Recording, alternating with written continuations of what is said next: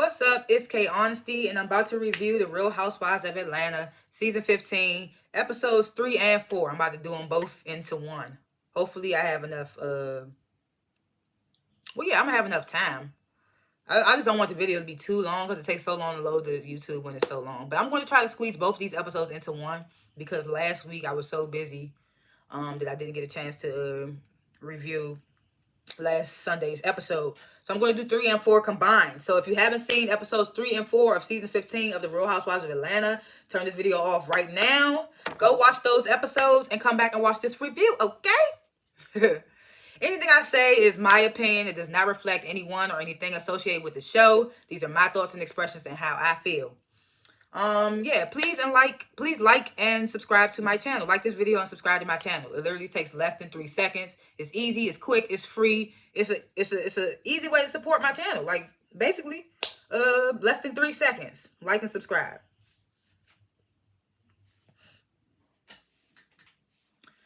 Cool beans. What else? I'm not a public speaker, so I will tend to stutter. You're gonna hear me say like 1,000 times, so like 1,000 times. I will be pausing to regain my thoughts. When I say pause, it means I'm actually pausing what I'm saying. Some people say pause and mean no homo. When I say no homo, it means no homo. Yeah, what else? Yeah, I like to grade the episodes before and after my reviews. Since I'm doing 2 episodes in one, I'm going to grade episode 3 at the beginning of this review. And then as I go into episode 4, I'll grade that. And then I'll grade them both at the end again, I guess, or whatever. Or maybe I'll grade the end of episode 3 when I'm done talking about episode 3 and then go into 4. Y'all get the gist. Episode 3, sheesh. I can't even remember much. I'm gonna give it an A- because my girl Candace was on there. I love me some Candace from Real Housewives of Potomac. She had her little cameo. And she did her song, I'm not used to dealing with it. Get over it. That's my song. I like that song. But yeah, A- because Candace Diller was there. I like Candace. Even though she said something wild recently, like I think it was yesterday or the day before or something about kids, low income kids proms looking tacky or whatever. And it's just like that's what all they can afford, Candace. Sometimes you gotta just be quiet. I still love you though, girl. But anyway, I will give episode 3 a A- because we got this performance with Candy and Drew. I mean, not Candy, Candace and Drew. Which wasn't that long, but we'll get to that. Oh, yeah, I do have my handy-dandy water bottle that I will be drinking from because my mouth gets dry from talking so much, so yeah. But yeah, last chance, if you haven't seen episodes 3 and 4 of The Real Housewives of Atlanta of season 15, turn this video off right now because I'm about to spoil both episodes. So don't say I didn't warn you. Okay? All right, so first I want to start off with these taglines. We finally get the taglines on episode 3. In my opinion, I would have to say Candy has the best tagline. I can't remember them all, so I'm just going off what I remember, what I wrote down, and I wrote down that Candy has the best tagline in my opinion. I think she said something about her roots are in Atlanta, but her branches are worldwide. God damn, worldwide. See, I be stuttering like shit. She said her branches are her roots are in Atlanta. Her branches are worldwide. I thought that was cute. I kind of like Sonya's too. She said something about if you can't keep up with the pace, stay out of my race or something like that. I liked that. But Kenya's was the worst for me. Kenya's was the one that blew me the most. Because Kenya said, what'd she say? She said, I don't just do it for the culture, I am the culture. Girl, you're the least cultured one in the group. You the one always calling black men aggressive. You always like always doing these Karen vibes, always giving these Karen vibes that she do. Like, it's just like, no, Kenya. You're not the most cultured one. If anything, Candy is. Candy could have had 2 taglines. My roots may be in Atlanta, but my branches are worldwide. And I don't just do it for the culture. I am the culture. She could have put them bitches together. That was more Candy than Kenya, if you ask me. But anyway, I just want to talk about those taglines real quick. So, oh, you know I'm going to be smoking. But, so we get the first scene. Sonya and Marlo, they come over to Sheree's house. They start talking about BravoCon. Side note, has anybody ever been to BravoCon? I low-key would go. But I don't know how I would be able to control myself seeing the housewives that I don't like. I'd be mugging, being like, boo, bitch. So I don't think BravoCon is for me. I don't know. But it sounds lit. It sounds like a MarvelCon, Comic Con, but just with housewives. I mean, I guess that's what it is, but yeah, it sounds lit. A little bit low key. So they get to talking about BravoCon.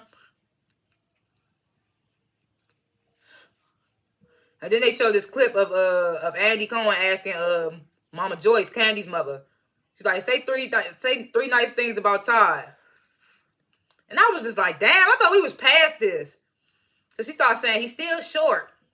And I was just like, damn, I thought we was past the Mama Joyce and Todd situation. Like, Mama Joyce still be low-key disrespecting Todd, bruh. And it's been too long now. Like, when did Todd and Candy get together? Like, season 3? I can't even remember. But it's been too long, Mama Joyce. You need to let that go. That man ain't going nowhere. That man ain't going nowhere at this point.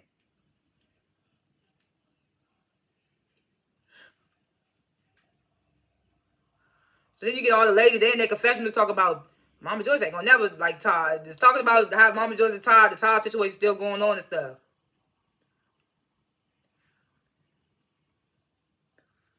Marlo was like, yo, Candy always talking about the streets was saying the whole time the streets is Mama Joyce. I thought that was funny. I was like, what if she low-key do be getting her info from her mother and like her aunts and stuff because they be around in Atlanta and stuff. I don't know. But I thought that was funny when Marlo said that. Then Drew brings up, I knew I should have sparked the joint the other way. It's gonna hit though. But now what was I about to say? What the fuck was I about to say? Yeah, but I was like, yeah, what if Mama Joyce and her aunt and Candy's aunts and stuff is like the streets that she be talking about, she be hearing stuff from. But so then Sonya brings up she talks about the conversation that she had with Drew at BravoCon, and they show a clip of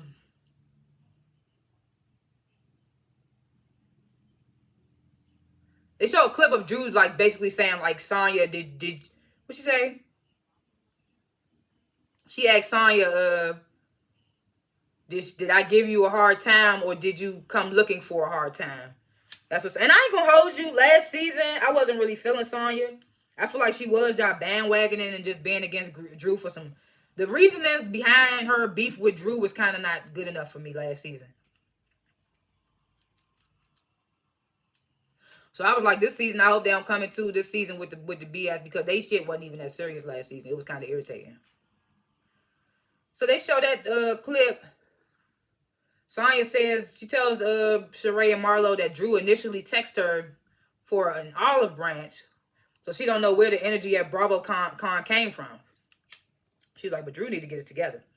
I ain't gonna hold you. I am liking Sonya this season. What was last season her first season? That probably explains it. Like, cause this season she kind of coming out of shit. I don't like the little bone carrying she be doing, but she funny, bro. She had me cracking up in episode 4. I'm gonna get to that. She had some little moments that had me cracking up.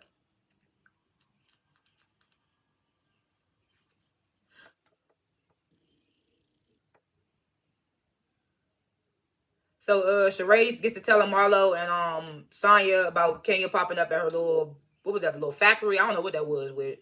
Sheree was getting her clothing. I don't know where that place was. Where she had the conversation with Kenya the episode before, in episode 2. So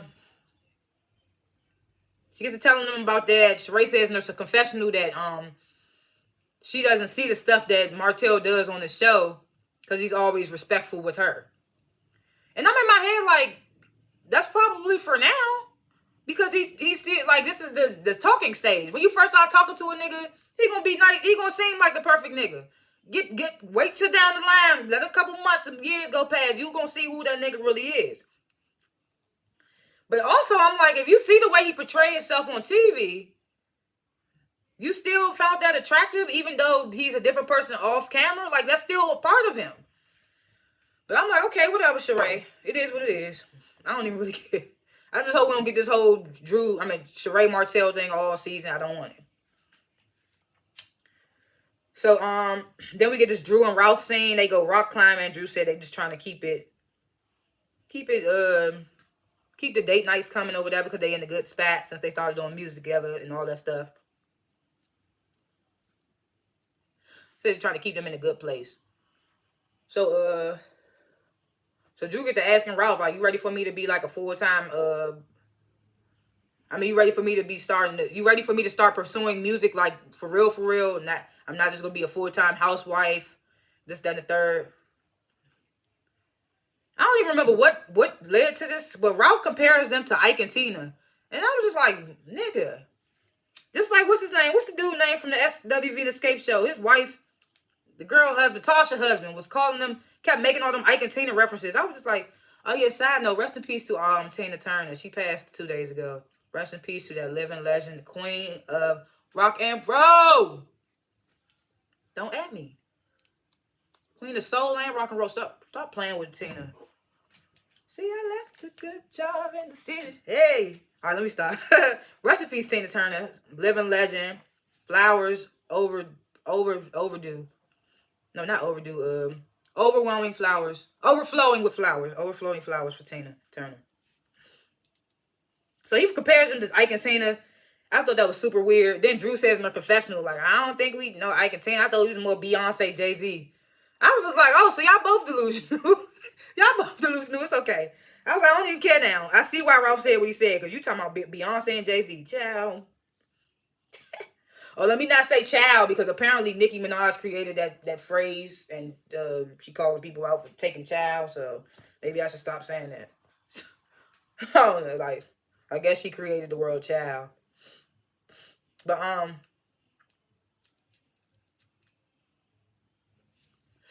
so they talk about Drew's song doing well. Well, Drew feels like it was doing well. She's like, it's 30,000 views. Ralph was like, well, that's not technically not good, which is not, but hey, shit, it's more than something. More than just 100 sold, or whatever, 100 views. But Drew was like, well, that's because you just put the song out and was done, and she was like, I want to do more stuff to bring attraction to the song, like a video, like a whole bunch of stuff to bring more attraction to the song, like she said. And Ralph was like, I did what I did for the song right now, but now I need to focus back on me and my things. And I was like, what, your little book that you're supposed to be writing? Is this book out? I don't know, somebody tell me. I don't know. I know last season he was writing a book about being a stepfather.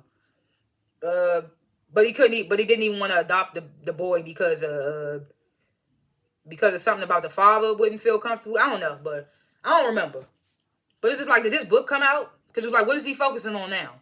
You just produced her music, her song or whatever, playing keyboard in the studio with her, saying she ready for this and all that, but then you talking about you need to step back and focus on your stuff. I don't know. They so confusing to me. And now I see why they end up getting divorced. Sorry to say, shoot. So Drew says in her confessional that Ralph is starting to pull away, and she doesn't know where it's coming from. She says she hopes it doesn't ruin this good thing that they got going, as far as like them connecting over music, which is obviously going to happen. See, that's why I kind of hate when the news come out.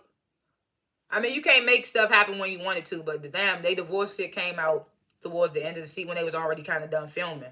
So we got to watch this whole season making it seem like they in a good place or trying to work things good, but you know at the end it's not going to work out.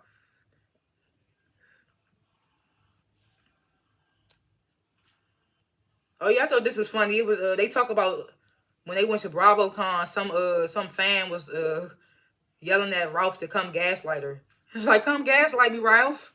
I thought that was funny shit. They laughed at it too, but I was like, y'all shouldn't be laughing at that shit. Especially not you, Drew. I thought that was funny as hell though. So come gaslight me, Drew. Come gaslight me, Ralph.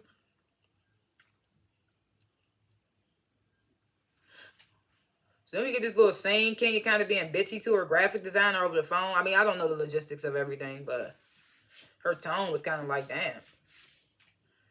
She calls Moneta, tells her that she's performing for the little Magic City Classic, which is crazy because that's what the College Hill Celebrity Edition, that's what they perform in there too. Some of the cast members from that. I also reviewed that show too, so you want to go check that out, College Hill Celebrity Edition Season 2. I reviewed that too, so you want to go check that out. But yeah, the Magic City Classic, the two football football universities. I say football universities. The two football teams, they play against each other, but it's also like a big parade, band marching, dancing, all types of, like a big event. Star-studded, all that type stuff. So, Kenya gets an opportunity. She has an opportunity to perform with the marching band, promoting her hair care, Kenya Moore hair care thing line. So she calls Monyetta. Monyetta has a background in choreography, which I didn't know. I found out in episode 4 that she has a background in choreography. But she asked Monyetta to help me choreograph what I want to do, my dance. Monyetta was like, "Of course I'll help you, whatever."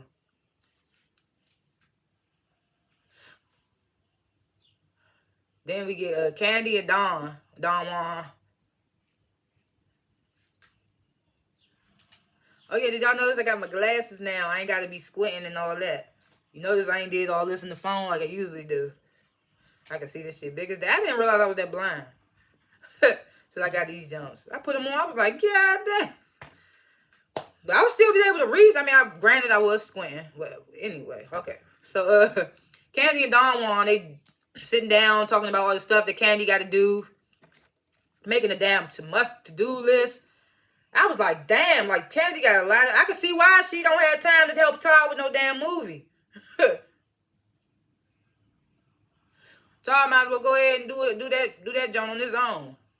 She's like, she got a Candy Coated podcast, Soul Train Awards, Portia's wedding, Blaze's birthday, a whole bunch of stuff. She even said Celebrity Game Face. I saw her episode on Celebrity Game Face with her and Todd. So I thought that was funny that I heard that. It was like Celebrity Game Face. Oh, I watched them on there. So I don't know, this show came out after that episode. So they talk about all that stuff. And they was like, and they building a new restaurant. Is it the one opposite? I mean, is it the one that's not Blaze? I don't know. Or was they talking about Blaze? I couldn't remember.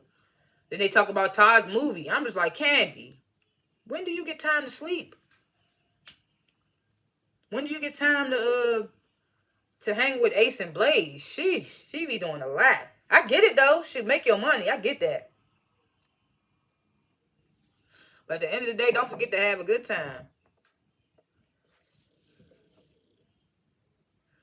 So Candy she tells Don Juan that her and Todd have discussed that Candy won't be the lead in the movie. I was like, yeah, that's good, because all that shit they just listed off, I was like, hell no, she can't do it.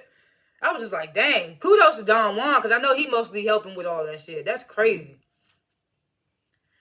But Candy says in the confessionals that she wants to executive produce the movie instead of being the lead, because people gonna think she's the lead because of who and Todd are.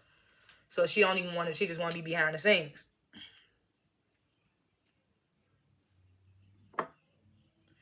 And Don Juan tells her, he was like, if you're gonna be a part of it, then having as much of an active role as you push him to have on the projects that you want is gonna be very important. He right. If you're gonna play the part, you gotta do it full out. It's like you gotta do all this other shit full out. Damn, Candy busy, bro. Booked and busy. If booked and busy was a person. I like Candy though. I like her 90-10. 10% of me don't like her. 90% like her. She does little stuff that I be like, Candy. I be looking at her sideways.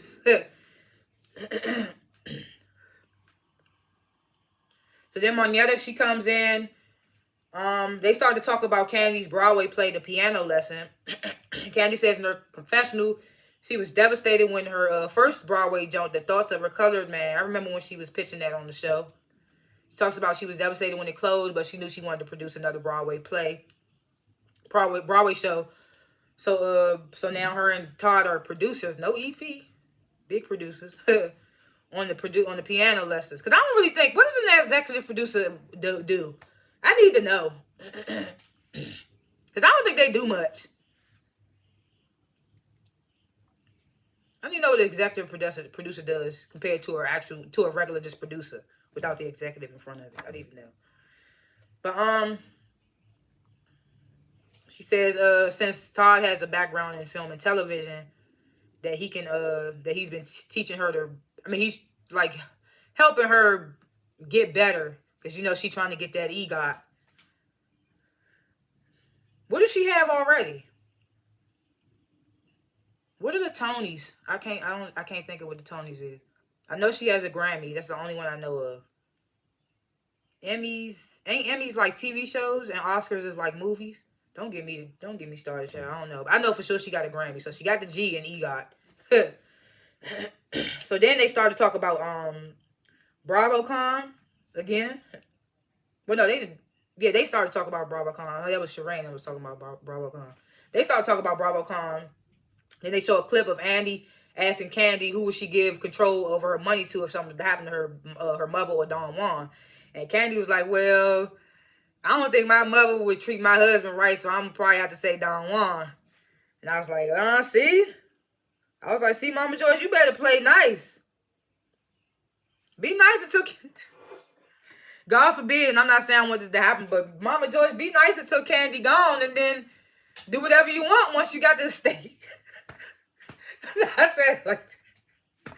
I ain't even saying it like that. I'm just being funny. This is how I feel, my little expressions, like I said at the beginning of this video. Anyways, so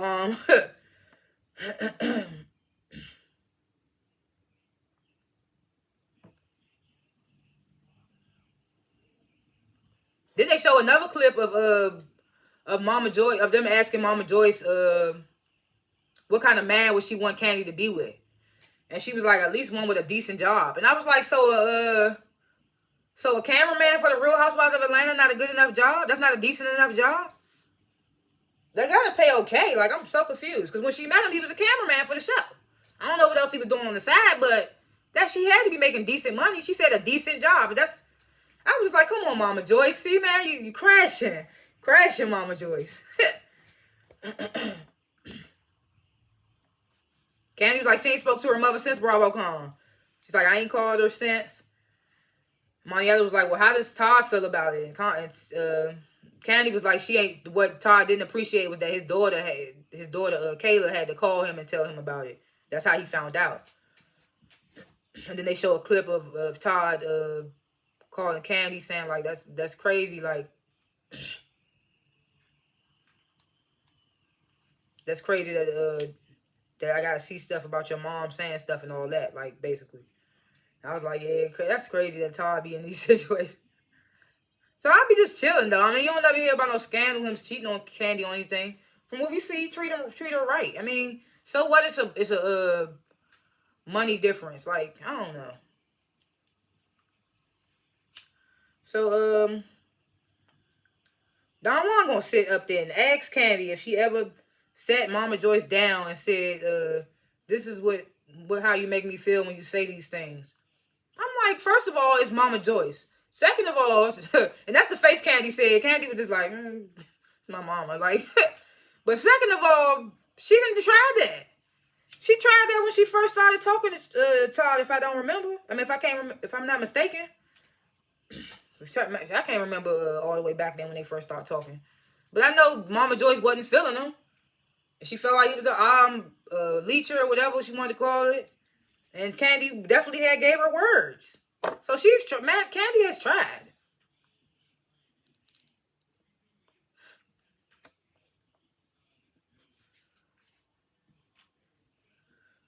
So, as we found out, the first episode or something like that, Courtney, the friend of Sheree, Courtney and Ralph, Drew's husband, they cousins. They first cousins.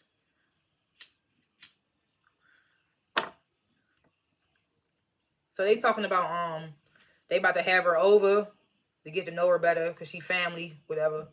I don't even think it should be that deep. But, you know, they need a storyline. She a friend of. They trying to get her in the mix. So Drew says, no, Drew gets a FaceTime from Candace. And that's why I said A- because Candace was on there. So I was like, she gets a FaceTime from Candace from Real Housewives of Potomac. Drew gets to say in the confessional that she met Candace in 2019. They both have a passion for acting and singing, and they spent their 7th wedding anniversary with them, with the Bassett's. So she considers them, she considers her a dear friend. I was like, okay. So Candace gets to telling her she's on tour. She in Drew's hometown, Chicago. And right now, Shamari DeVoe from she was on Real Housewives of Atlanta. Yeah, she sure was. And she's on a couples retreat right now for the 2nd time. And she was on marriage boot camp with her husband. But she can also sing. She was in the group Black. So she was supposed to perform with Candace in Chicago apparently, and dropped out for some reason. So Candace was like, I would love for you to come and sing with me. She was like, are you serious? Like hell yeah. She says in her confessional that she ain't been to no rehearsal or on no mic in a long time. So but she definitely wants to make Candace proud. Like, well, you better. So you got money. You better go buy a mic real quick. Go practice in your basement. Get some people in the room. Shoot. That's what I gotta do. I gotta perform in Atlanta. This is gonna be my first time performing for a real crowd in September, my birthday weekend. So I'm just like, I'm nervous, and I just sang for my family at the Memorial Day cookout yesterday, and my heart was beating, but my personal opinion, I felt like I sounded good, and all my family members said I sounded good, but you know that'd be family, so you never know. But I felt I sounded good, but at first I was nervous as hell, so I just gotta get out of my shell, and I'm gonna have to keep doing. I'm gonna have to hit up some karaoke to get me prepared for this showcase in Atlanta, where I'm gonna be singing my own music, and I ain't never did nothing like this before, so you gotta come out your comfort zone, Drew. You gotta do it. You're already an actress. You already stole Derwin Davis. I mean, you already got knocked up by Derwin Davis and made us hate you.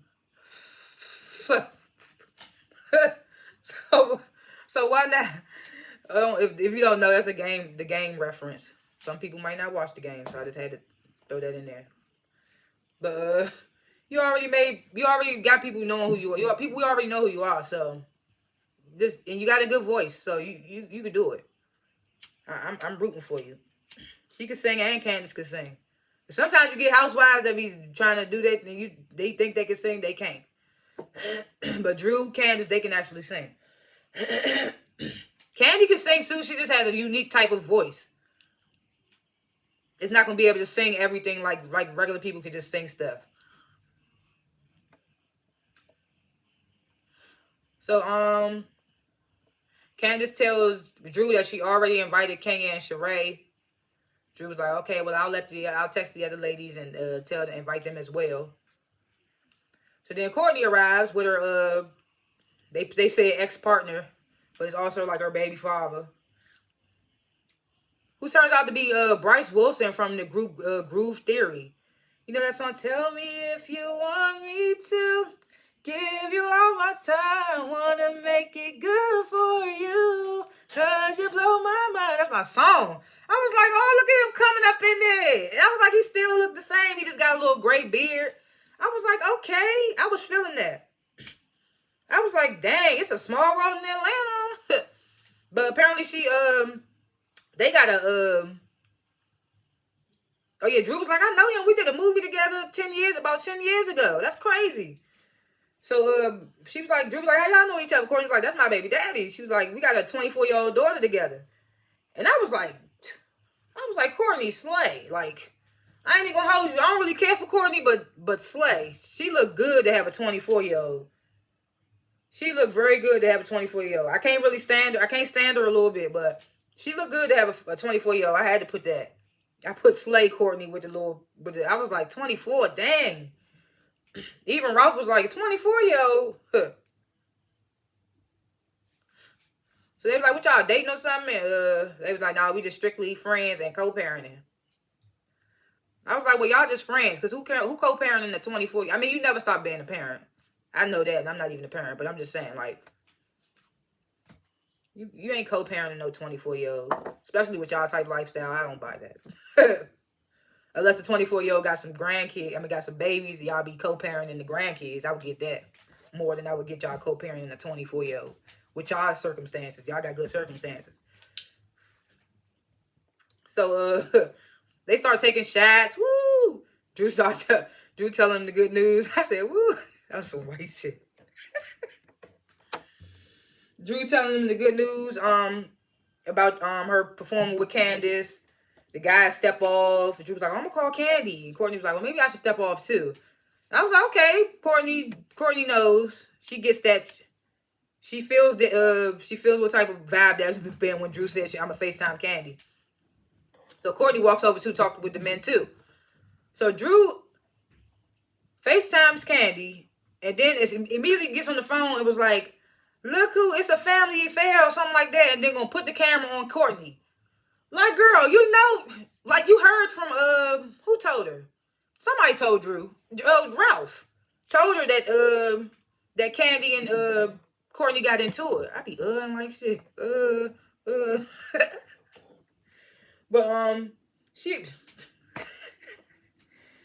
she had already told him that. I mean, he had already told her that.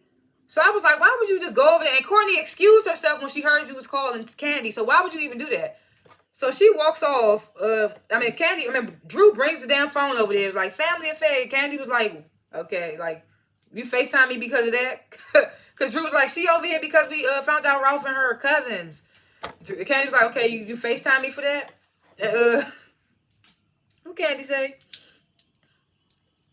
No, Drew was like, I'm not trying to be messy. I was like, but you low-key are because you know the situation. I mean, you don't know it to lengths because you wasn't there, but you know from what your husband told you that they got into it. So you know from something. But anyway, she was like, I wasn't there. Whatever. Yeah, she was like, I wasn't there, so I don't know what really happened. So then she finally tells Candy what she should have told her when she first got on the phone. Like, Candace called me, asked me to come sing with her. Candace was like, oh, I knew y'all two would link up soon. I said y'all should do a song together. Da, da, da. She was like, I'm going to be there to support you. So then Drew was like, okay, thanks, babe. Whatever. They go off the phone. Courtney, yeah,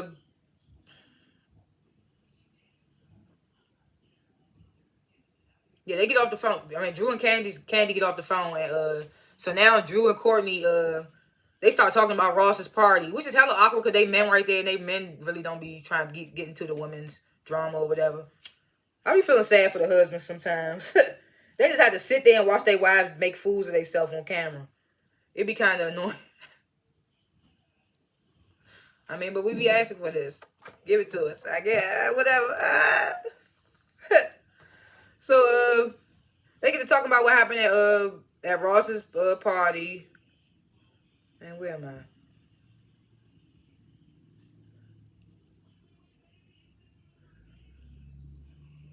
Man, where the hell am I? Okay. Yeah. So Courtney get to talking about she wasn't feeling Sonya because Sonya was the one that told her to confront Candy with the issues that she had, and then she backtracked and said she didn't say that. I was like, well, girl, you getting to know Sonya. You getting to know Sonya. So Drew was like, Sonya is tricky like that. It's like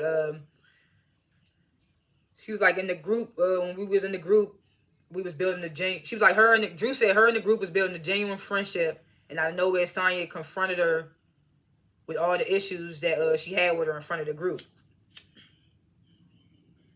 I can't remember last season. I smoked too much. But I think that is what happened. Because I wasn't feeling Sonya. I remember that. I can remember when I don't like somebody from a season. I can't remember necessarily why. But if I don't like them, I know I stopped liking them. So I know it was a reason why I didn't like Sonya last season. Wasn't fully feeling Drew neither. But in this moment, I'm just like, okay, yeah, Drew kind of got a point. Because that shit she pulled was Candy talking about, oh yeah, I told her, yeah. I was like, no. You laughed when she said something about the ghetto shit. Did I get to that yet?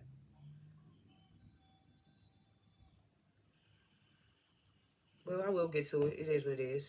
If you've seen the show, you've seen it. I ain't spoiling nothing. So, where am I? Oh, so then Drew says in her confessional that she thought her and Sonya was in a good place until Sonya unfollows her. She was like, "Unfollowing is like serious, guys." I was like, I was like, Drew funny. Got weed in my mouth. I was like, you delusional, man. They said Instagram was down for a couple of days. I mean, down a couple of days ago. I had no idea. I wasn't even on it.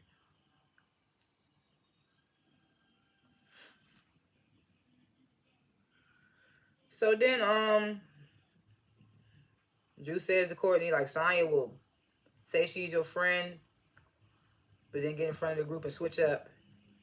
And that's when the man was like, all right, can we toast? Like, get this fucking...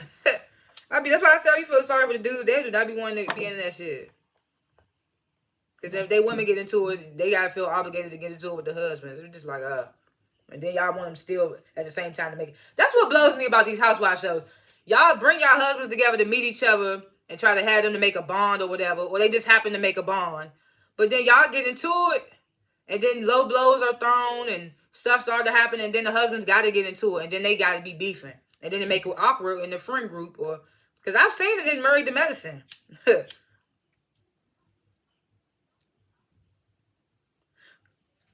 let me get this scene. Marlo has not been having a lot of big scenes. Not in episode 3 at least. So she riding with her boys, asking if they like the life coach. Long pause. They ain't say shit. But then Michael was like, yes. And Marlo was like, do you guys see a change in me? Silence again, long pause. William was like, well, I can see her trying. I was like, bruh, they is not biting their tongue with her neither. Remember when they was with the life coach, he was like,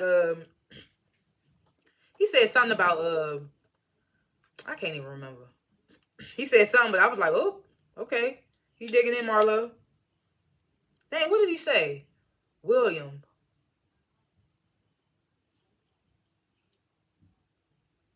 He said something about, I think you gotta understand that you stress us out sometimes too, or something like that.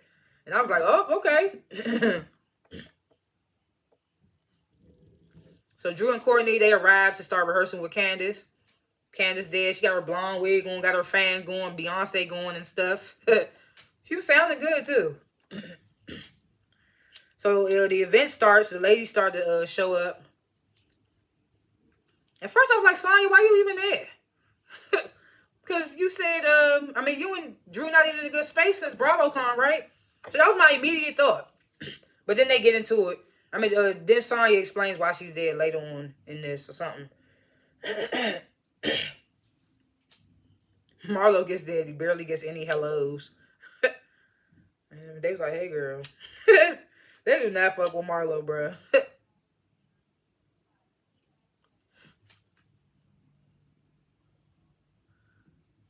Marlo was in her confessional to talk about some, I know Candy's still mad at me from the reunion. I know it's going to take some time, but if I was a chicken wing or something, I would, if I was a man or a chicken wing, it would take that long. I was just like, sometimes Marlo stuff be funny, sometimes it be kind of a little below the belt.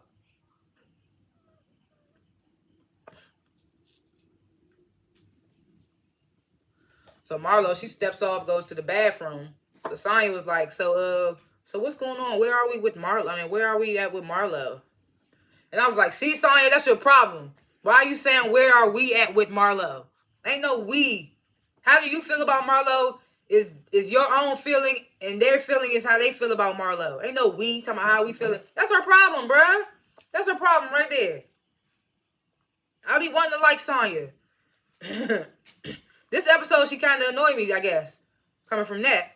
But in episode 4, she was like MVP, man. I just started saying MVP of people of the episodes. I just started saying who the MVP of the episode was. I'm going to do that on episode 5. If I remember, because, I smoke. So, I put that. Matter of fact, no. But anyway, so...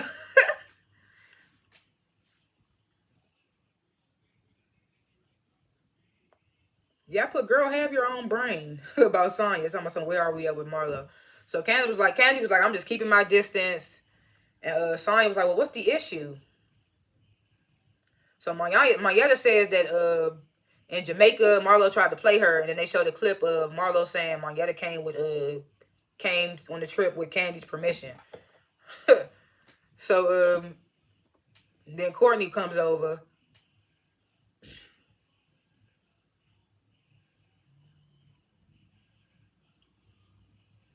Yeah, so Sonya was like, so she feel like she plays you, and Mayetta was like, most definitely. Courtney comes over, and then Candy was in her confessional. She said,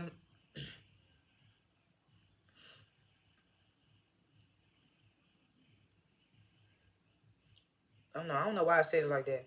Candy was in her confessional when Courtney walks up. She's like, what she say? I don't need to talk to Courtney. She could stay right where she at. So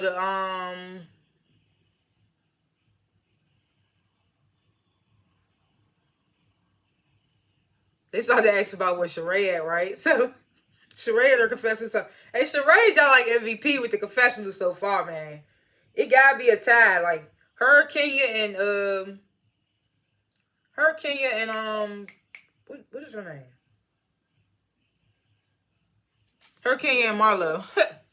Her, Kenya, and Marlo are like tied with the clapbacks with the confessional Jones. So they was like, "What's Sheree at?" And they was like, "She not feeling ill or something like that. She's not feeling well." So Sheree said in her confessional, "I would love to be there to see flopping it with Drew." No flopping with Drew. I was like, bruh. Because her little fitness jump was dropping with Drew. I thought that was fucking hilarious. That was like gold. I thought that was hilarious. She's like, I'd love to be there to see flopping with Drew, but I'm under the weather. I thought that was funny. So Candace starts to perform. She sounds good. Ooh. She calls out Drew. They started singing together. It was like super short, like a couple of little riffs and runs. What did they even say? I'm gonna love you. Something like that. I was just like, okay. And then the ladies in they was clapping. It was like, woo. It was like Drew left. They was like, that's it. Kane was like, more. I want to see more. The ladies in their confessional was going off about how short that shit was. They was like, that's it? A woo-woo? A woo-woo? Sonya said she ran her 400-meter gold medal.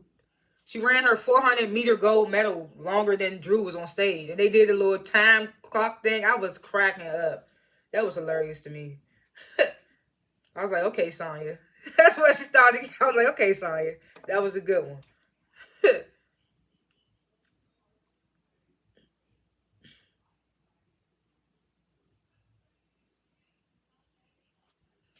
So Drew, she goes off. She greeted by Ralph backstage with some flowers. He was like, you did good.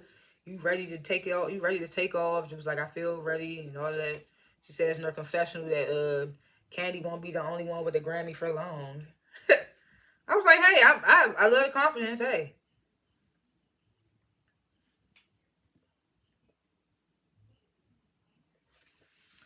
So after the show, all the ladies, they go to like some little room in the back. And they get to chatting it up. So King was like, why was your performance so short, Drew? So Drew was like, well, it was Candace's night. It was her set. I was just there to support. They was like, well, you definitely did good. We definitely want to hear more. They was giving her kudos. So Sonya gets straight to it.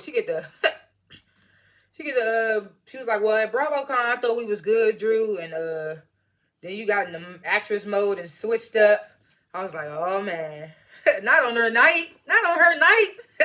Y'all came to see her. I was like, that's what you came in for, Sonya, huh? So Drew says, what she say?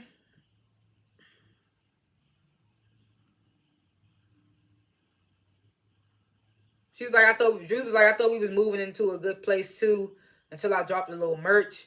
And then they show Drew and Ralph with some merch that say, you invited me, then you invited me from what happened last season. And I was just like, really? That's not the type of merch that sells. It gotta be quick stuff. Like I said what I said. Or Gone with the Wind Fabulous. Well, who said that? It gotta be quick and witty. It's gonna like be you uninvited me to like that's too long. But anyway, they showed a little merch or whatever that they got on. And Drew says, I thought it was all cool, so I dropped the merch and then you unfollow me. And Sonya was like, well, it wasn't because of the merch, it was because that hair flip you did at the reunion. They showed a little scene at the reunion where Drew flicked her with her hair. I didn't even remember saying that. But I guess it did happen. I guess it happened.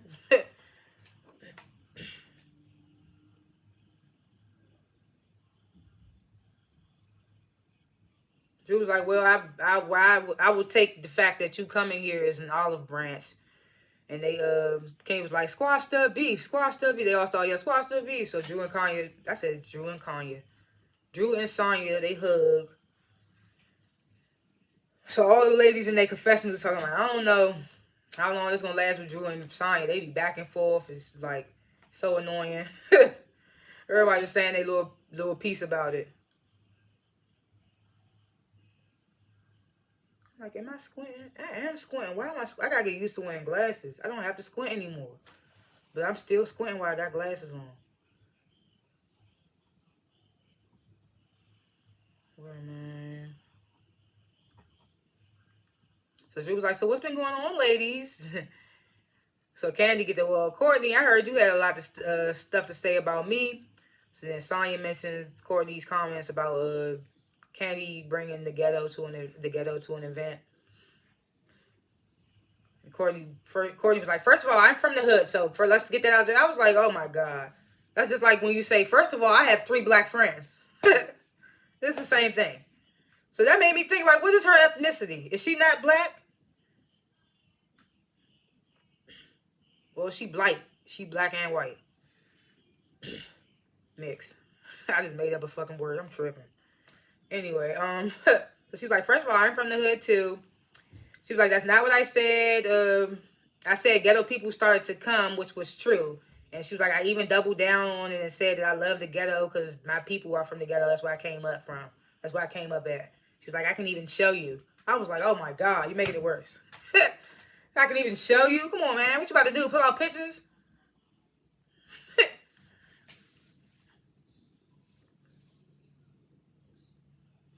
What is that? Yeah, she was like, my people are hood. I can even show you. Then here go Kenya talking about Sam. That does come off aggressive. I'm like, girl, that's your favorite damn word. She loves using that word. She even uses it more in episode 4. I'm like, marry that word for God's sake. She stayed banging that aggressive. She's like, it does come off aggressive. She's like, it's lighting a match again. Candy was like, well, whoever event it was should be happy that people came to support because she got a long, what she say? I got a long range of friends. Courtney clapped back and was like, oh, great. I got a long range of friends. They started really like going at it. Candy was like, you should never look down on people from where they came from, this, that, and the third. Courtney was like, you sound triggered. I was like, y'all annoying. They going back and forth or whatever. And then they flashed to Ralph and Marietta's husband Heath and Chris from Real Housewives of Potomac talking about smashing on tour buses. I was like, way to put that little quick little snippet of comedic relief in there.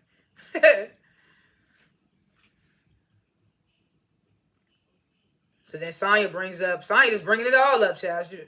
Oh, let me stop saying child. So Sonya bringing it up, she was like, Marietta talked about some issues with Marlo earlier at Drew's performance. Marietta was like, yep, you saying that Candy allows me to speak. And Marlo was like, well, when did I say that? And Candy was like, you said it in Jamaica.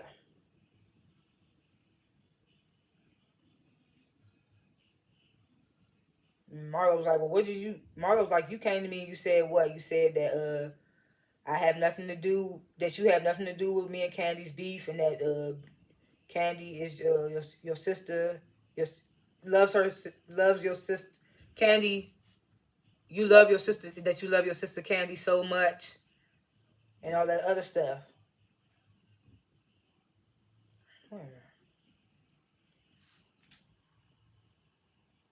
Marlo said Monietta came to her and was like that she has nothing to do with the beef between Marlo and Candy, and that she loves her sister Candy as long as she herself, Monietta, isn't disrespected. Or as long as Candy isn't disrespected, I don't know. That's all that matters. And Monietta was like, and that's exactly what I said, and you were not respectful. Marlo was like, that's all you had to say to me, beautiful. I'm just like, bruh, she be trying to deflect like a motherfucker. It be funny, but sometimes it don't. I be like, nah, stay in that.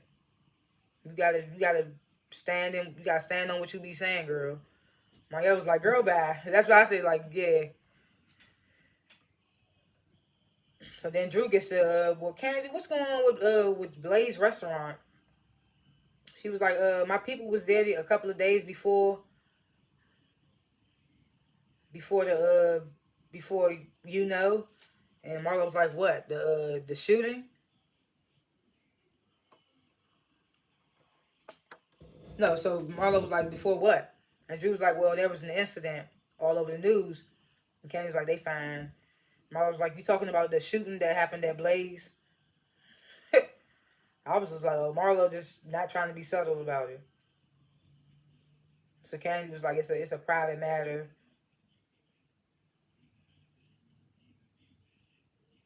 Then Marlo gets up talking about something. I'm leaving because once again, Candy can't talk about what she want to or something like that. I was like, what? You're not even making sense. She can't talk about what she wants. What?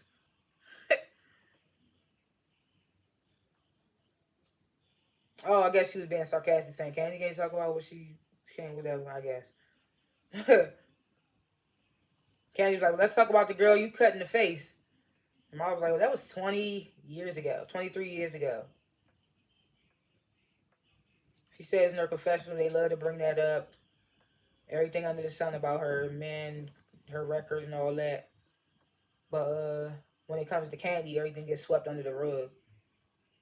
Which is not true. We be seeing her life unfold on camera too. You a new housewife, you better buckle up. Bundle up. What do you say? Shoot.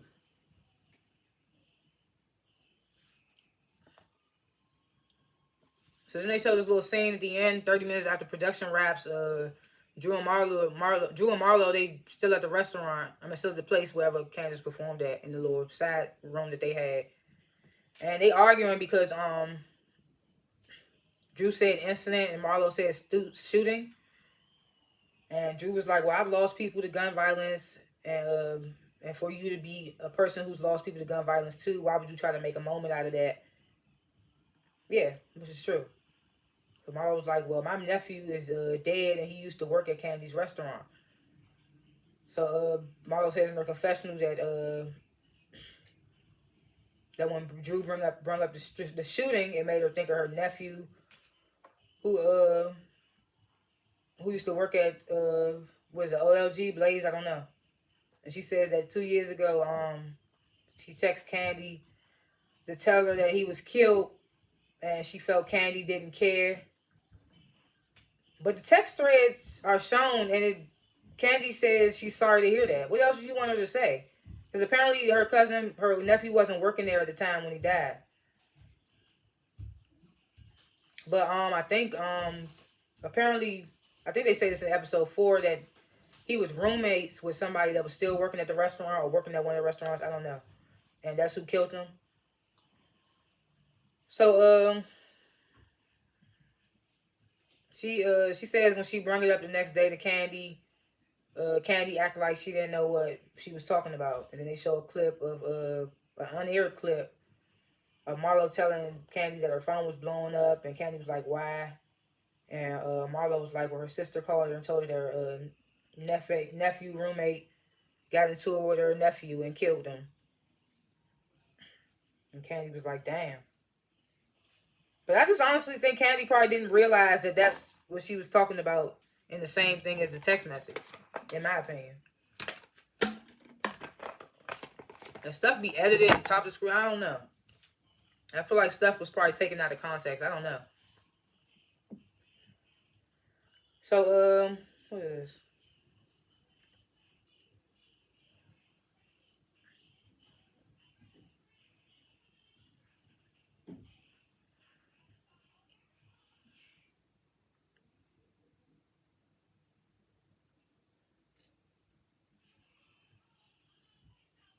So Marlo says in her confessional, Candy can talk about whatever she want or something like that.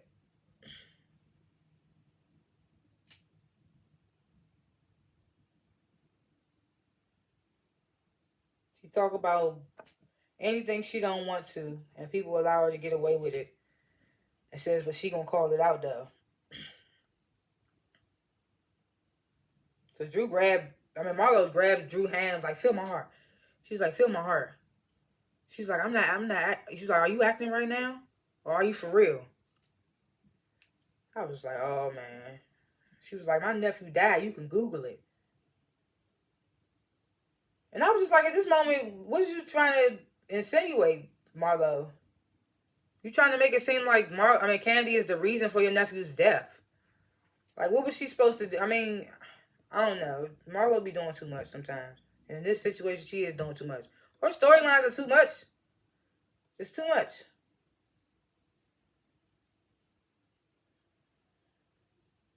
So Drew was like, no, we're not about to do that. Snatched her hand back, like, we're not about to do that. She was like, I'm not acting. So Marlo screams. She was like, my nephew is dead. Which is sad. Like, we get it, but it's like, what is this for? What are you doing all this for? She gets up, stands up in Drew's face and yells, my nephew is dead, bitch. I was just like, wow. And storms out. And then she outside yelling at him, I told you my nephew dead. Quit the acting, bitch. Da-da-da. I was just like, Marlo, sometimes you do too much. I need you to have better... Because we liked her as our friend of. Because we ain't have to see her as much. But now you about to have actual storylines and being here a lot. You got the peach now. I'm just kind of irritated. I don't like it. It's weird. Real Housewives of Atlanta, Season 15, Episode 4, review. I was just giving that little quick update. I'm about to start talking about Episode 4. But yeah, I said I graded Episode 3 at an A- because Kansas was on there, and I like Kansas. And we don't need no predictions because I'm about to get into Episode 4 right now. So it's the weekend of the trip to Alabama. It's the week of the trip to Alabama, I guess. So Monyetta and Kenya, they rehearsing, choreographing, whatever for Magic City Classic. Oh, I wonder if she gonna have Monyetta perform with her. I don't know, but so Kenya's like, I'm so nervous. And then they show a clip of her dancing at BravoCon. She bust her ass like and tried to play it off, but it did not look right. She said in her confessional she was trying to give Legendary Ball, but she gave Amateur Apollo night or something. And I thought that was funny. I was like, okay, at least Kenya can shade herself too. She know when she do something. I was like, she can shade herself. Okay.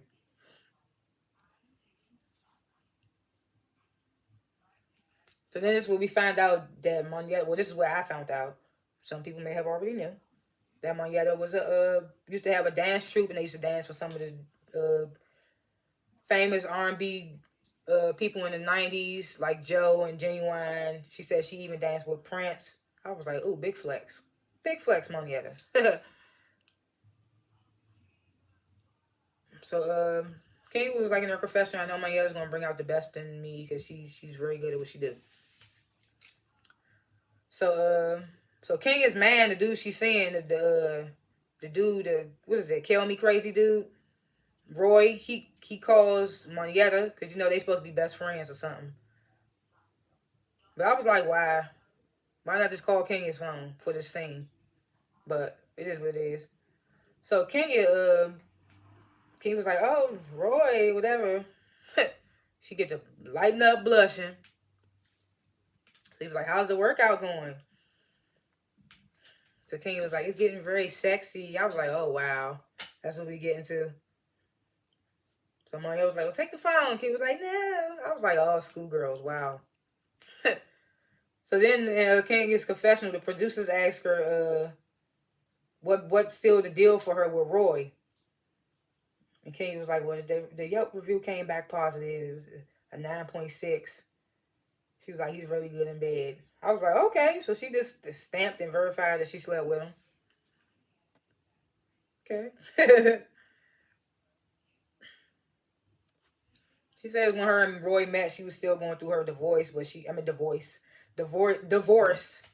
But she not about to wait around no more because all Mark got to do is really sign the papers. He's stalling apparently, I guess. He just got to sign the papers and walk away. So then Roy gets off the phone. Mike's like, I love you two together. Kim was like, I know, right? I was just like, oh, God. So they started to talk about what happened at Drew's performance, or the ladies getting into it after Drew's performance. And they say, King was like, I don't even know if I want to invite the ladies. I mean, I might want to take back my invites for the ladies.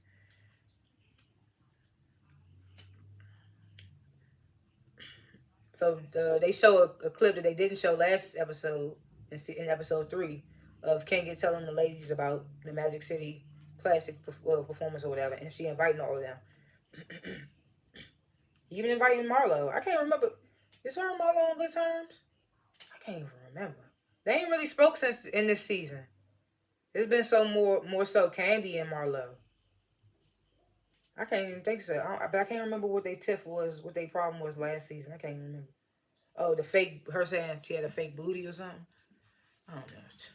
Oh yeah, last season. Yeah, the Jamaica trip. That's when they got into it. Yeah. Yeah, because Kenya, it was Marlo's trip. Yeah, that's what it was. Okay, yeah, I remember now. Because I was like, why is Kenya and Marlo beefing? Okay, so,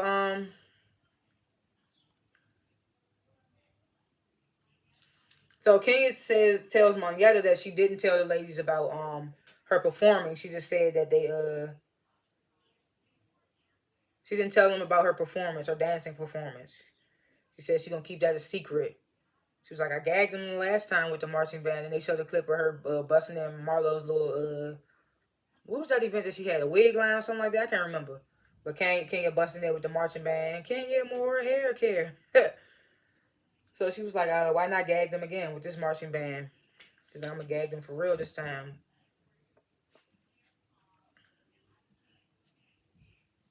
So like I said, episode 4, Sonya was kind of giving it for me. As far as her family situation, I was like, I don't really know about that part. So Sonya, she's sitting down with her mom and her sister. They talking about like scheduling or whatever. So she calls her brother-in-law, who's her assistant, who's her sister's husband. Starts telling him all the stuff he need to do, this, that, and the third.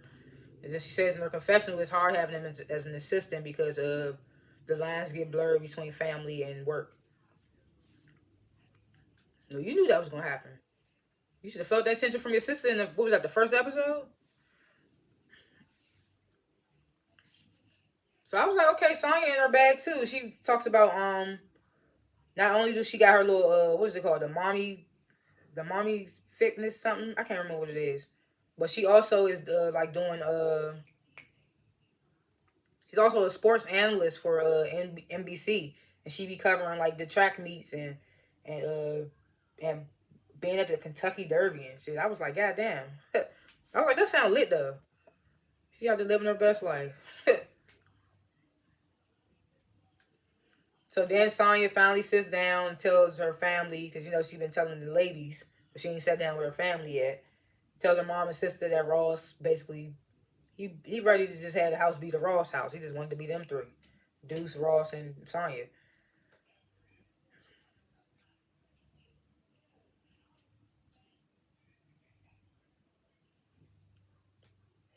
So then Sonya's mom and sister get a little confessional scene. I thought that was funny. I know Sonya's mom's name is Sharon. I can't remember her sister's name. I feel like it's Sherry or something. Or Shara. I don't know. I don't want to get it wrong, but I know the mother's name is Sharon. So they say in the confessional that with them living there, Sonya and Ross get to move around freely and not have to worry about Deuce, their son. So the sister was like, Sonya's just self-centered. The mom was like, I don't disagree with that. I was like, oh man, they about to gang up on her. She called her self-centered. She already done called her a dingbat. I was like, wow. So Sonya's sister get to getting up. So I'm like, well, let me get my people and get up out of here. Sonya was like, oh, it's not like that. And the mom was like, well, don't take it personal to the sister.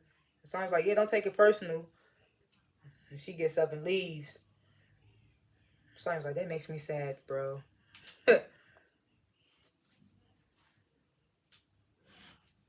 now we get to seeing Marlo done bring the boys with her, Michael and William, to do the little photo shoot. Apparently she does an annual Halloween photo shoot. So I'm like, this must have been filmed in October. And they show all these different pictures of Marlo. I ain't gonna hold you. Marlo be dressing. I always said that. Back when she was a friend of, I was like, she be dressing. I think I even said give her a peach one time. I probably did. Now I regret it, but it is what it is. But she be dressing. So they show her little Halloween photos from throughout the years. She was dressing. I saw her dress up as Halle Berry from Baps. I was like, I saw Mary J. Blige one. She looked lit. She says in her confessional she want to build new traditions with the boys. I guess this is Marlo's way of building traditions. She like fashion, so why not? So her sister comes in, the one that was keeping the boys last season when she kicked them out. So she comes in and Marlo tells her that she's trying to get her 20-year-old record expunged so that she can carry a weapon again, because after her break-in she don't feel safe unless she has a gun, and I understand that. I get that. I ain't never experienced a break-in, but I've experienced a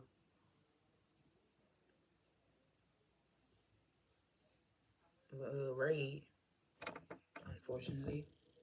It took me a breath to figure out that word. So she said, yeah, I need to be able to carry a gun again. So she tells her sister that Courtney hooked her up with a good lawyer. She's like, yeah, my friend Courtney, she's on her way here. She's so sweet. She hooked me up with a lawyer. So they show a clip of the lawyer telling her like she can apply for a full pardon, or she can get like a piece of paper, or like or at least a piece of the pardon can say that she can carry a firearm or something like that.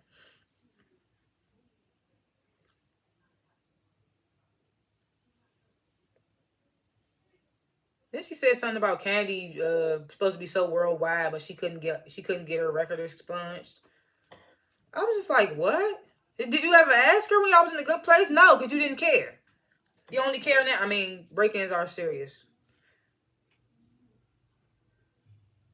But I don't know. 1% of me feel like she also doing this so they can stop saying stuff. But it's like, even if you get it expunged, it still happened, unfortunately. But getting expunged is good, though. So Courtney comes in. Marlo introduces her to her sister and all that. She thanks her for getting her that legal counsel. And Courtney was in her confessional talking something. I'm like a real Olivia Pope, like real life Olivia Pope. I was just like, oh my gosh, she's like so weird. First you used that I got black friends as excuse back after the performance. Now you're talking about some damn you Olivia Pope. Again, what is her ethnicity?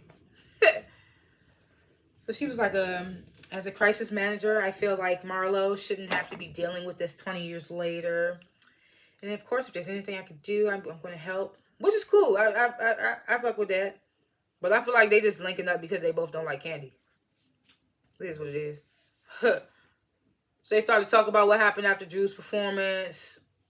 Marlo tells Courtney about her nephew, Quentin. Sister starts to get emotional because she was closer to Quentin than Marlo was. So she tells, this is where I found out that the roommate, Marlo's nephew's roommate was apparently working for Candy's restaurant. I guess OLG, yeah. And he was the one that killed her nephew. And her nephew used to work at, I don't know if he worked at Blaze or OLG, whatever. So So Marlo starts talking about when she texts Candy that her nephew passed. Apparently, Candy text back and said he don't work there anymore.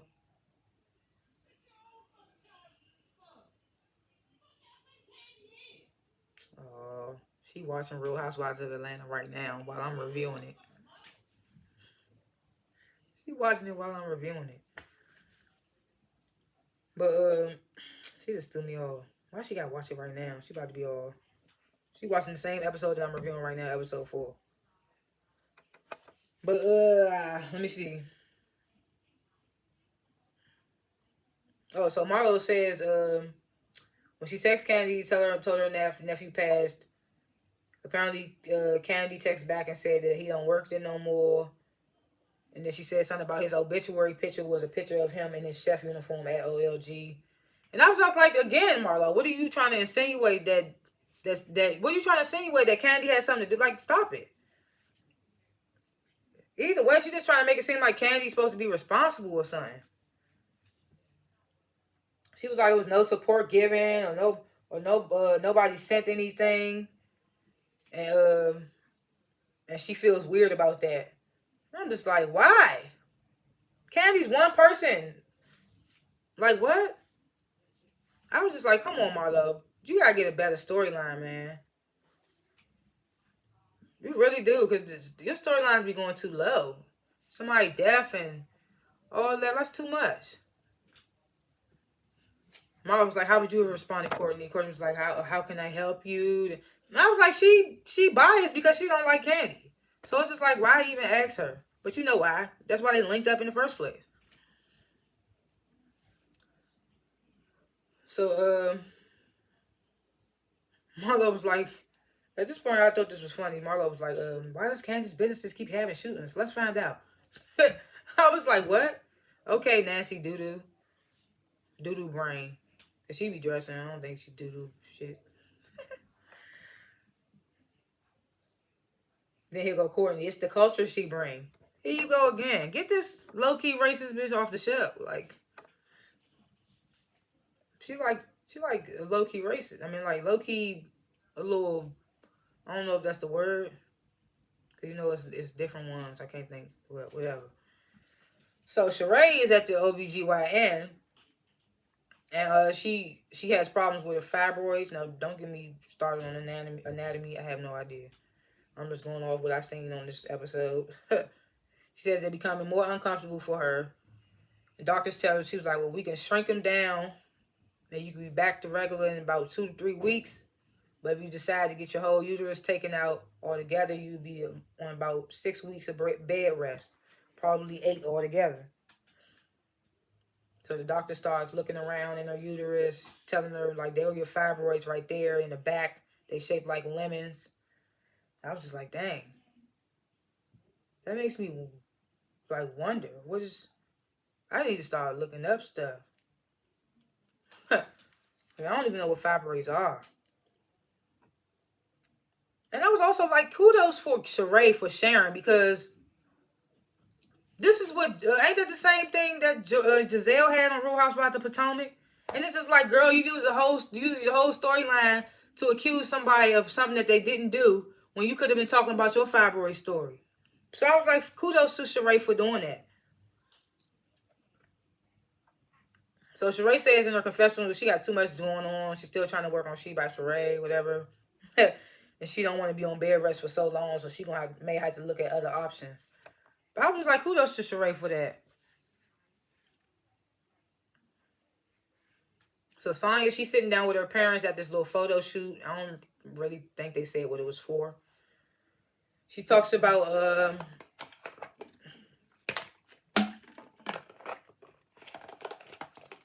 she tells them how ever since she had that discussion with her sister about Ross wanting everybody to move out, her sister had a big reaction to it. Apparently, she didn't even show up to do her hair at the photo shoot, so she had to, I guess, wing it. or no, I think she had another hairstylist that she had to just go with the other hairstylist or something like that. She said the sister had a big reaction to her. She was like, she don't she feels she don't know. Sonya says she don't know if she handled it well because also her brother-in-law quit from being her assistant, her sister's husband. Sonya mom was like, what? Sharon was like, what? Sharon was like, why didn't he come to me? Like, no wonder he wasn't answering the emails or something like that. Sonya was like, well, he said that the constant female energy was getting overwhelming for him. And you see the dad on the sideline laughing. I was like, oh, now that you try to use the female energy. The Sonya says in her confessional that she feels like her sister. She says that she know her sister. She know her sister feels that Sonya takes advantage of her husband, and she knew that it wouldn't be great at first, but she thought she thought it would be great at first, but it's actually putting a strain on her and her sister's relationship. I was like, yep, because he coming home complaining to her every night. And then she gonna complain to you. And then she also dealing with you too. So Sonya, she gets emotional, starts telling her parents, like, I just wanted you guys to move to Atlanta because I wanted the family to grow. I wanted us to move forward together. Sonya, you know, it's his baby girl. I don't know if she's the youngest or whatever, but that's his daughter. So he was like, well, you know what? I'm ready to do whatever you need me to do. Put me to work. She was like, oh, Dad, you don't even know how to send an email. Poor Dad. Poor Pops. Sonya, I mean, Sharon was like, the same way you feel about me is the same way I feel about you. I was like, okay. What does that mean, though? Cause what's her name? Sonya had low-key ready to get y'all out, too, but she low-key wanted y'all to stay. So is the mom feeling like she want to stay or does she want to leave? Because she was in that confessional kicking with the sister talking about something. Yeah, Sonya is self-centered. Oh, no, well, that's two different things. Yeah, I guess so. She can agree to disagree. My show is killing me. So now all the ladies, they packing and get ready to go to Alabama. They all get in the Sprinter. They met at Sheree's house, but Drew, I forgot why Drew didn't come. And Candy had an event. Oh yeah, Drew got the flu. And Candy had some Women's 100 something event. I can't remember the name of it. But it was definitely on that list of stuff that her and Don Juan had on that board. So then Marlo gets in the car, you know, kind of dry, because not all the ladies like her. Well, majority of them ladies like her. Because Courtney's in the car, too. Courtney's in the Sprinter. So the only one that don't really get along with Marlo in that Sprinter is Kenya. So Kenya tells the ladies in the Sprinter that, you know, we got here kind of early. You know, some hotels like you to check in at 3. So we're going to go to this dance class. Then we're going to grab a bite to eat and go to the hotel. And then later we're going to a charity fundraiser event to raise money for both the universities that's playing in the football game at Magic City.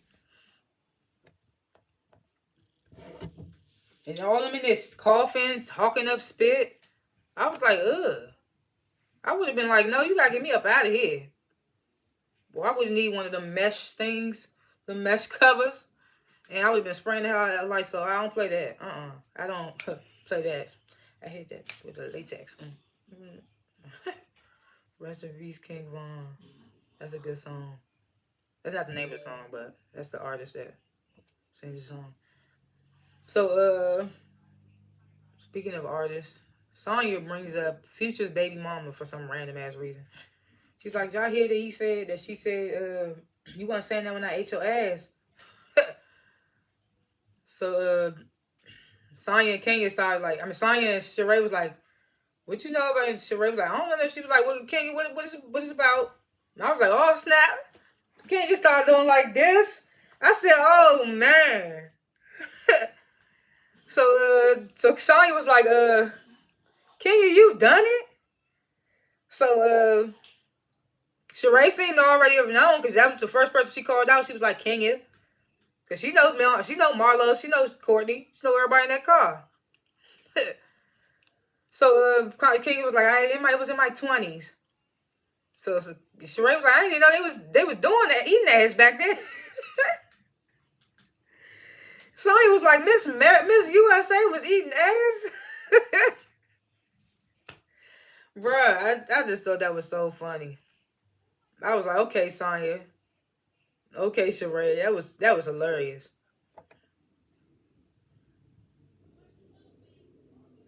Kenny was in her confession time saying, Sheree, you supposed to take her to the grave, girl. I was like, dang, they known each other that long? 20 years. Sheesh. She said she was in her 20s. She in her 40s right now, right? Or is she in her 50s?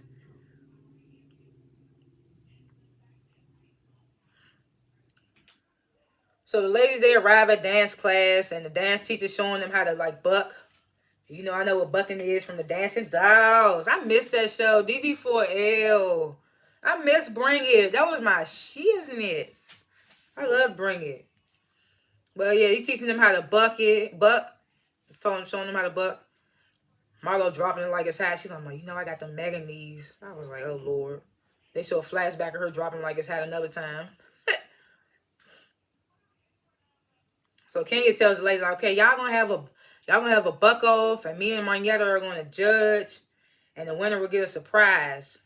So Kenya and Marietta was like, we're gonna step away, let y'all do y'all give y'all a chance to prep and all that. So Marlo says in her confessional, she was like, Kenya and her, emotional support companion, talking about Marietta. I was like, here we go. This is exactly what she was talking about. Shaking my head.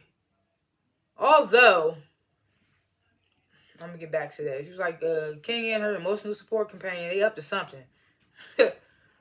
So the ladies, they start practicing their little whatever they're going to routine in front of Kenya and Marietta. Kenya and Marietta go into another room to practice their little choreography for the Magic City jump. So the ladies, they start dancing. I mean, Kenya and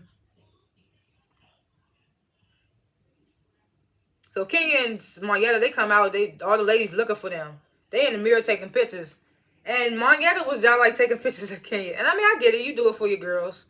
But at that moment, I was like, dang, she low-key looking like an emotional support and companion. Low-key, like 2%, man. Ooh, I should have did percentages as shows. Like, what would you give your percentage on this show? Nah, it's too late. I'm doing grades, whatever.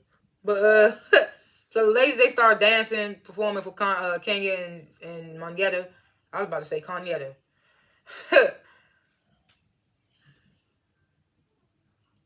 Marlo was low-key alright. Sheree missed a couple steps. Sonya and Marlo was getting it. And then at the end, Kenya and Marietta choose Sheree. Talking about you get the winning, the surprise is you get the best room. And I was just like, Sheree was up there missing steps. I was like, I just didn't want to give it to Marlo because they don't like Marlo. And they didn't want to give it to Sonya because Sonya's friends with Marlo. I don't know. Because Sonya was getting it. She even said in her confession, she was like, oh, they cheating because this thing was moving. I was like, yeah, Sonya was getting it a little bit. Little booties do matter. Because I got a little booty. So I was like, little booties matter. So the ladies, they get to sit down and eat, and Bryce Wilson from Groove Theory, tell me if you want me to give you all my time. Okay. So he's Courtney's baby father. And they also friends or whatever. Been good friends before they, I guess, had a child together. They got a 24-year-old together. Slay, Courtney, slay.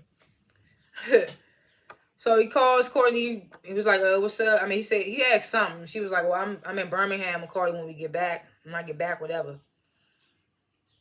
So Kenya was like, well, I only Bryce I know is from the 90s, something like that.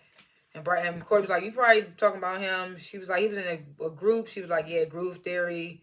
She was like, oh my God. Kenya was like, oh my God, we did a movie together. She was like, we did that movie, Toi. That's how you pronounce it. It's spelled Trois. But we did that movie Toi, that sex movie. I ain't never seen it, but I've always seen like covers of stuff. Only recently, probably like 7 years ago, realized that found out Kenya was in that movie. I think Nene called it out or something. She was like, yeah, we did a movie together. Yeah, she's like, we did Toi. She's like, we had scenes together and everything. She's like, she was like, back then he was stunningly beautiful. just saying all that. But Courtney, according to Courtney, she's single this weekend. They asked her that. Kenya asked her that in the Sprinter. You single? She was like, it's complicated. She was like, well, I'm single this weekend.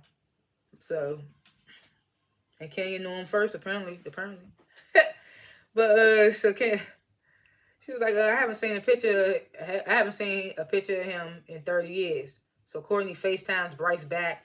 It was like, look who's here, and puts the camera on Kenya. She was like, hey.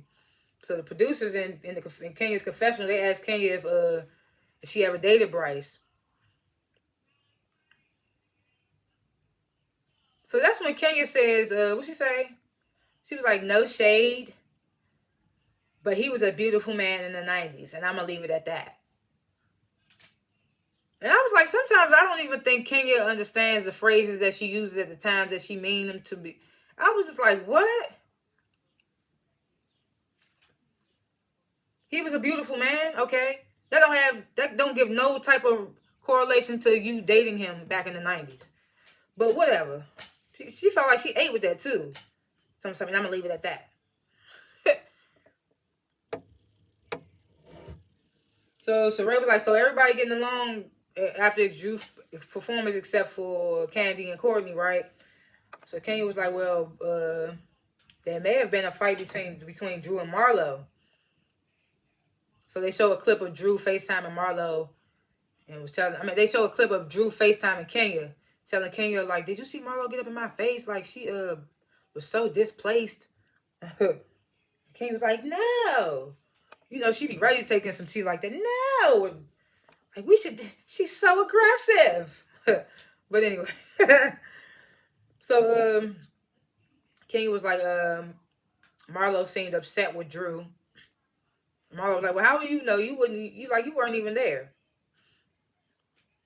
Kenya was like, Marlo was like, what did I do? What did I do, Kenya?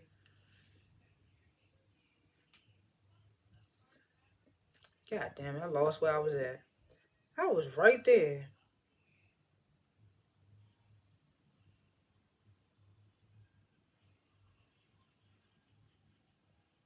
Okay, so Marlo asked Kenya, like, what did I do, Kenya? Man, you wasn't even there. So what did I do? So Kenya was like, she was like, don't talk over me. Marlo was like, I could talk over you. Who are you to not talk over? I was like, oh, wow. I would have gotten her ass then talking about something. I could talk over you. Who are you to not talk over? I was just like, oh, wow. I thought Kenya was about to get in her ass, but she was like, because it's rude. And that's why I be like, Kenya, sometimes that's why I say it's like sometimes it's a Karen Kenya in there. And I was just like, she was like, because it's rude. So, she was like, I have not. Kenya was like, I have,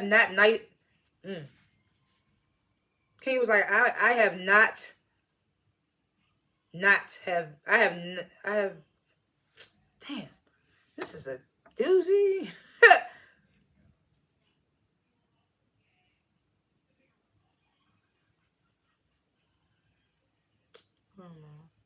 She says, Kenya says that it was rude, Marlo cutting her off or whatever, and says that she has not been not nice to Marlo.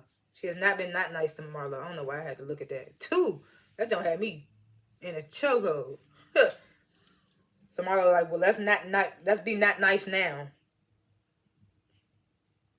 She said, let's not be not nice now. King was like, I'm just talking to you. Marlo was like, well, if you're gonna talk to me, like, tell the truth. She's like, you don't know what happened between me and Drew because you don't know what happened.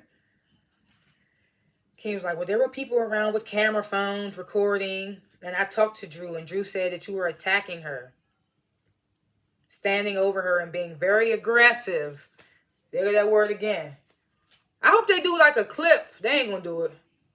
But they need to do a clip of, like a clip reel or whatever them Jones called, of every time Kenya has said aggressive on this season. Fuck the time she said it on the last season when she said it about Ross, and the other time she said it about, I think she even said it about Adonis. I mean, not Adonis. What's Phaedra's ex-husband name? Apollo, whatever. But just this season alone. And I'm pretty sure she ain't gonna be done with that word. So she says, yeah, Drew said you was standing over her, being very aggressive, this and the third. Yeah, I put, can you need to marry that damn word? So Marlo was like, that wasn't it. So they show a clip that's kind of like trying to justify Marlo. Because at one point, Marlo did stand above and scream in Drew's face. Probably less than 5 seconds, but it was still a moment in time where that happened. So I'm guessing Drew trying to insinuate that it happened longer than it did. But the clip that they show in this moment is basically looking like it's trying to justify Marlo, because it shows her sitting down while Drew is talking over her, saying, I've lost people to gun violence too. Da, da, da. So Courtney chimes in and asks Marlo, she's like, it's something that triggered you, right? Because, she just told her about her nephew earlier. Marlo was like, yeah, you know what it is. So if you want to speak on it, I'll be quiet for the rest of the day. I was like, what? That'd be her problem. You want somebody to speak on your problem? Like, what? No. She be trying to duck out. She be trying to duck out and deflect from stuff that she starts. Like, no, Marlo, you're going to have to stand on this. You got the peach now. You got to stand on it. And King was like, you ain't even got to be here. And I'm like, real talk. Shoot. If you're going to keep trying to deflect and duck off every time. She's like, you don't need to be here. And Marlo was like, she tells King that she got in charge issues and that she trying to run everything. And King was like, well, what does that have to do with you? Didn't even deny it. Like, what does that have to do with you? Marlo was like, it don't matter. King was like, yeah, you just saying stuff to say stuff. Marlo was like, well, you responded to me, so we both just as silly. So you just as silly. I was like, that's a good ass comeback. He ate her ass up with that. Kenya kind of got quiet. Kenya says in her confessional that Marlo struggles with what personality she want to present to the world, and she often presents the fake one. Says that you could put some lipstick on a pig, but it's still gonna come out Marlo Hampton. Her reads be sharp, but they don't make you laugh. Like Sheree's don't be cracking me up. Marlo's be sometimes funny and then sometimes below the belt. Candy's be low-key dry. And Kenya's just be like sharp. It be too much wit and there don't be enough comedy in them.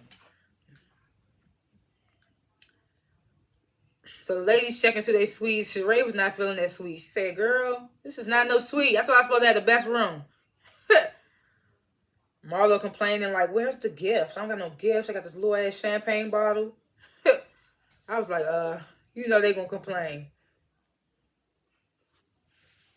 So they about to get ready to go to the the charity event, yeah.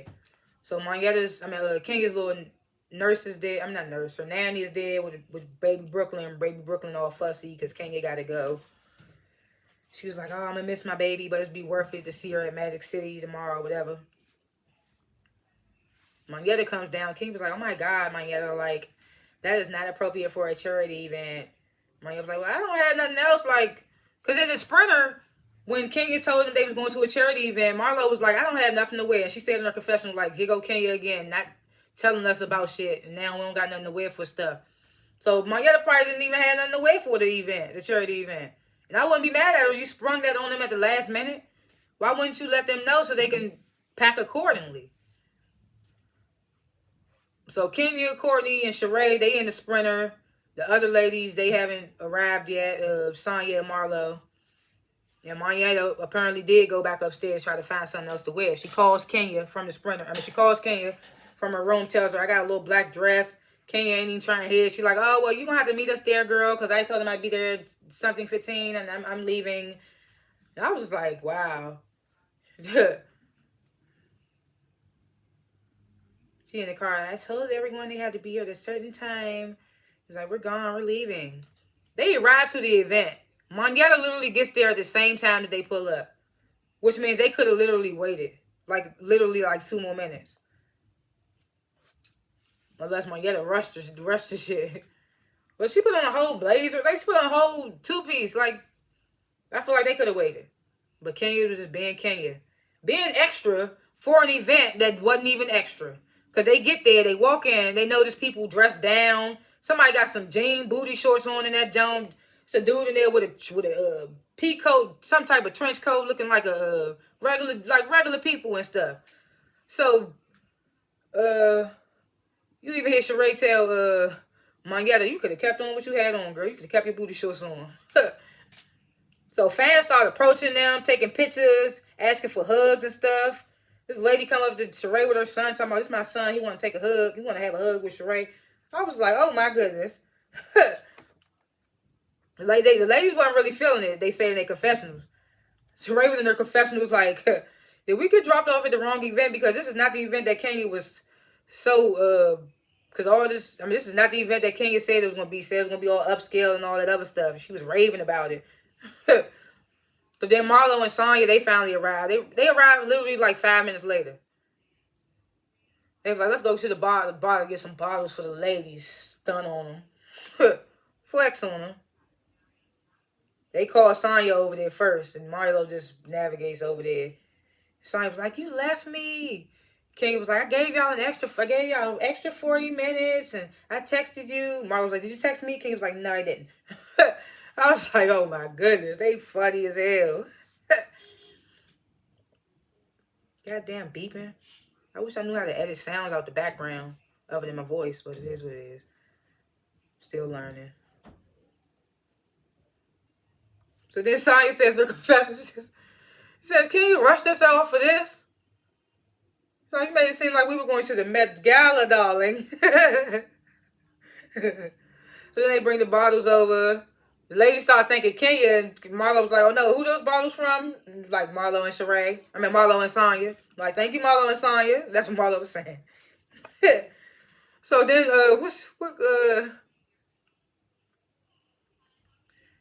Marlo in her confessional talking about something. This event is lame. Like Kenya. Over there looking like a low rent. What you say, a low budget Carrie Bradshaw? Bro, I died. Because then they put the background music of Sex and the City with the little background of Sex and the City with the name. And then it said Kenya in the City. Bruh, I was cracking up. Shout out to the editors or whatever they call it, directors, whatever. Shout out to them. That shit was hilarious. Because her little dress the dress just fit right with what they put in the background of her. It was hilarious. So the ladies, they go up to the rooftop. They sit down. They starting to get a little chill now. They got the bottles on. They having a good time. The producer pulls Kenya to the side and was like, yeah, you guys got to leave. Yeah, he said the people that's throwing the event don't want you here anymore because instead of people being focused on what the event's actually about, they're too focused on y'all, trying to get pics with y'all, trying to chat it up with y'all, looking at y'all, things like that. So King was like, oh, wow. So she goes over. The lady's doing something like this. Woo! King was like, you know what? It would be even great if we did it in the hotel. She's like, yeah, guys, we got to go. And it was like, why? What do we have to leave for? Marla in her confession talking about something. That's karma for Kenya ass trying to control us the whole damn night. The whole damn trip. So that's karma for your ass, Kenya. So they get back to the hotel. Kenya goes to her room. The rest of the ladies, it look like they sitting like in the lobby or something, but they all sitting down. They start to talk about like, why we get kicked out? Like, what happened or whatever. So they was like, man, I don't feel like we getting told the whole story. They all decide, let's go to Kenya's room so we can ask her what happened, this, that, and the third. So they all start knocking. You know, Marlo ass geeking to do it. She start kicking the door after they knocking. She's like, you better work, bitch, or something, yelling summer or something like that. Kenya get to scream like, what the fuck is this at my door? What the hell are you doing at my door? She opened the door and was like, are you crazy? Like, she's like, my child is in here. Marlo was like, Marlo still was just yelling and stuff. Kenya calls her a psycho asshole. Kenya slams the door. Sheree was like, well, since her kid in there, let's leave it. Marlo was like, nah, that's bullshit. She's like, that's BS. She's like, nah, put Brooklyn in another room and come out here and stop being disrespectful or something like that. She said, stop being disrespectful with your broke ass. I was just like, wow. And you can hear King on the other side of the door. She said, I'm calling the police. I was like, here we go. I don't think she really called them. I would hope not. I mean, Marlo be doing too much. If her child in there, yeah, you got chill.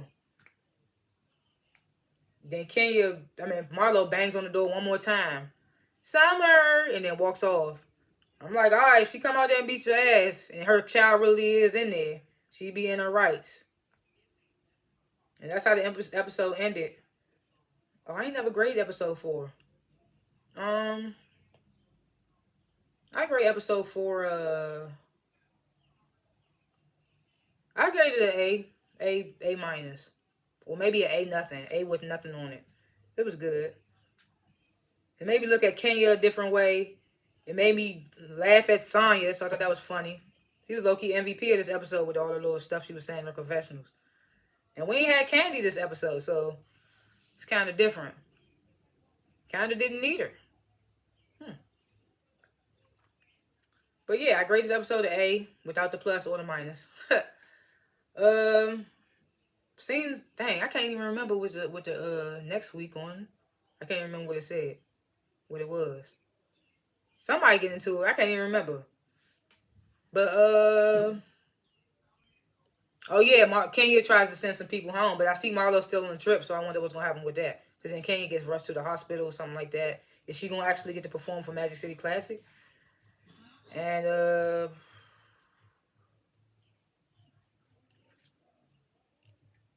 well, you know, Candy and Courtney, they still beefing. And Courtney feeling like she got a problem with Sonya too, so you know she probably gonna address that too. Those are my little predictions for episodes to come. Yeah, but episode 5 and beyond, I mean, and on, I'm gonna try to say who I think the MVP of the episodes was. Low-key, I feel like this episode it was Sonya, but I ain't gonna do it because I ain't been doing them yet. But yeah, next episode I do that. But yeah, thanks for watching this long ass video of both episodes. Please like this video and subscribe to my channel. And comment below what you thought of both episodes 3 and 4 of season 15 of the Real Housewives of Atlanta. If I missed anything, if I was off about anything, your thoughts and opinions, what you would grade the episodes, all that good stuff. And yeah, hit the share button if you want to, hit the notification bell if you want to, but liking and subscribing, those are the best ways to help and support my channel. So yeah, thanks for watching, and yeah, I'll see y'all next time. Peace.